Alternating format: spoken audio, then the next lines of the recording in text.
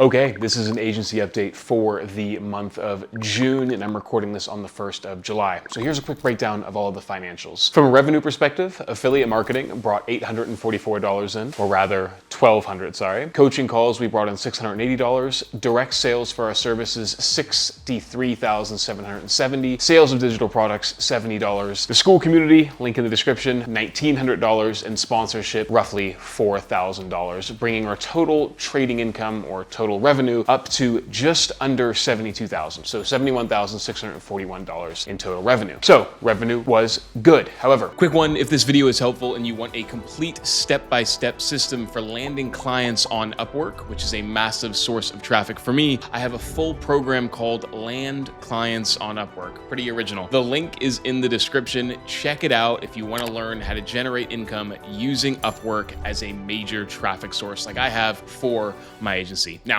back to the video. Our expenses. So accounting and bookkeeping fees, $1,700. Banking credit card fees, $235. Consulting fees, $387. Home and office expenses, $2.76. Meals and entertainment while I was traveling, $73. Software and subscriptions, $7,000 this month. Stripe fees, $1,900. Fortunately, we push a lot of our Stripe fees onto our clients now. Travel, which was international travel for events, $1,000. My salary, $5,333. Subcontractor wages, $35,000, and our total expenses were $53,000, leaving us with a net profit of $18,471. Now keep in mind, I'm still paying myself a salary on top of that. So overall, revenue and profit was healthier than last month, but not as good as the previous month. So let's focus on what's not working in the agency. And once again, I make these videos really to document my own journey, run you through what's working for me, and hopefully provide some tips and tricks for those people who are either in the same place as myself or really just trying to get to where I currently am. So yeah, let's break down what is not working in my email and SMS marketing agency, and then I'll break down what is working and then what we're going to be focusing on in the coming month. So straight off the bat, Upwork has started to dwindle a little bit for us. What I've started to see happen is I think a lot of the market has gotten used to AI as a service, and they're trying to use AI to supplement email marketing services that we typically sell. And as a result, we've seen a bit of the work and deal flow from Upwork dwindle a little bit, which is unfortunate, but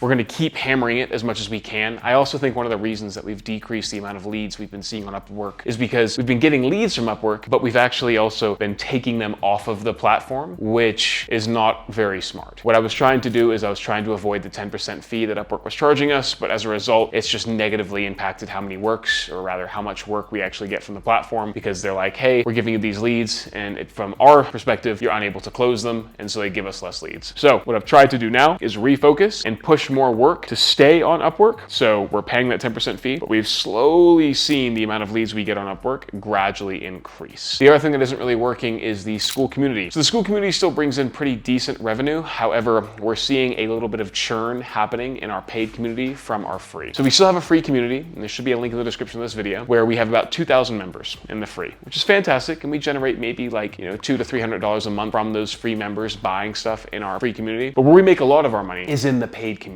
And so we've actually been gradually trying to push more and more people from our free into our paid. But what we've found is that people churn from the paid community, which is normal. It's to be expected. You go through our community, you learn pretty much everything you need to learn after 3 to 4 months, and then you churn out. But unfortunately, we haven't been able to replace the people who are churning out of the community, which means that we were at $3,400 per month in revenue on the paid community. Now we're at roughly, I think, $2,200. So we're losing our members, unfortunately, which sucks. So we're gonna have to figure that out. The other issue we're having is staffing. Staffing seems to be a constant problem for our agency. Unfortunately, one of our project managers, we've had to drop down to part-time instead of full-time, just because they weren't really able to meet the standards that we're trying to get to within our agency. And as a result, we're unable to give them more clients, and the clients that we were giving them were churning. And so we have decided to make the tough decision of reducing their hours until they are ready to start increasing their hours, or rather meeting the standards that we need to set within our company. And then we can look at another conversation around bringing them back up to full time. But unfortunately, what that means is, their availability goes down and we've had to cut our cost a little bit. So we reduce our cost by reducing their hours, but it's still not an ideal outcome, right? It means we have to bring on more people to substitute that person, which means more people to manage, so on and so forth. So unfortunately, the project manager issue is a little bit of a tough one to solve because project managers are typically the hardest people to hire for. And then also, it's just never fun having to have those difficult conversations. So that's what's not really working in our agency. Let's talk about what is working though, which is a little bit more fun and a bit more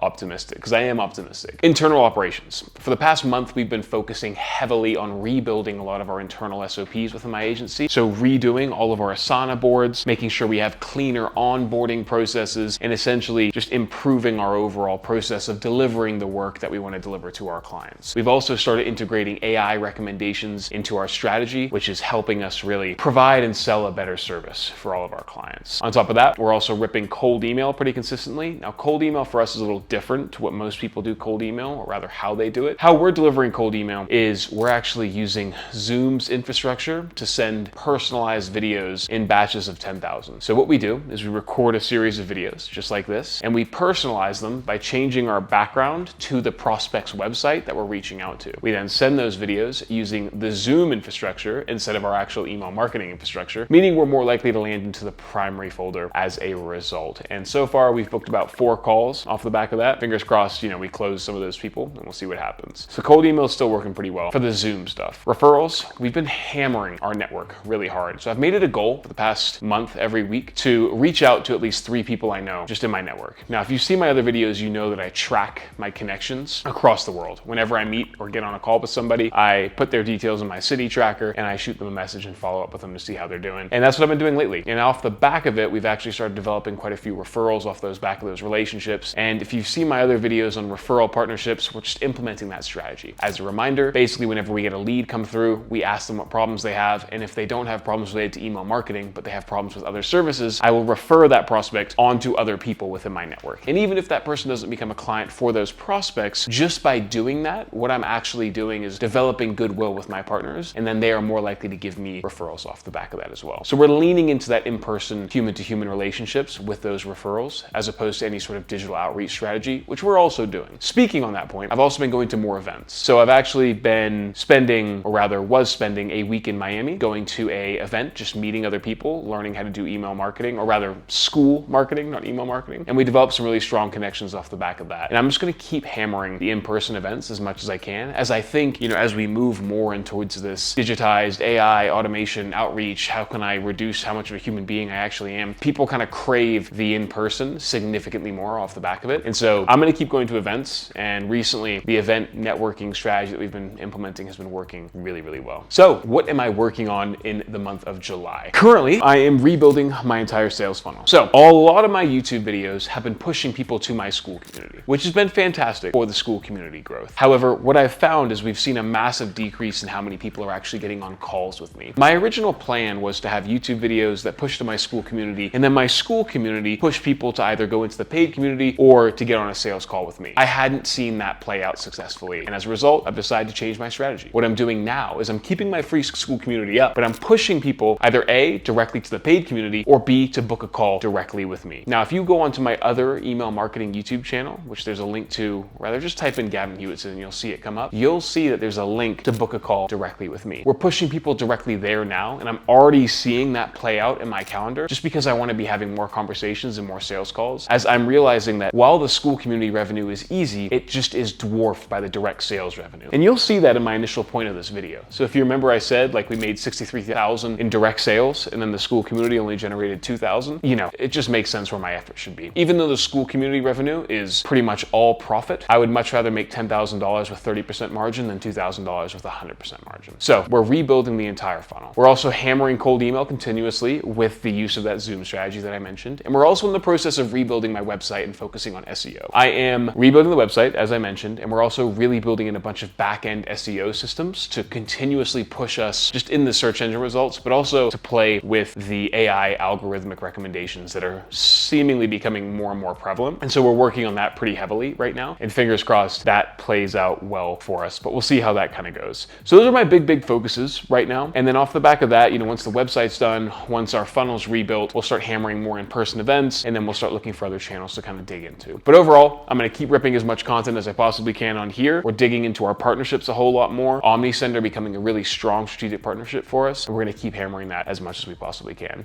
Anyway, thanks for watching this video. If you have any questions, check them in the comment section down below. Once again, I make these videos to document my own journey, so hopefully the stuff that I'm sharing here is of interest to you. We'll see you in the next one.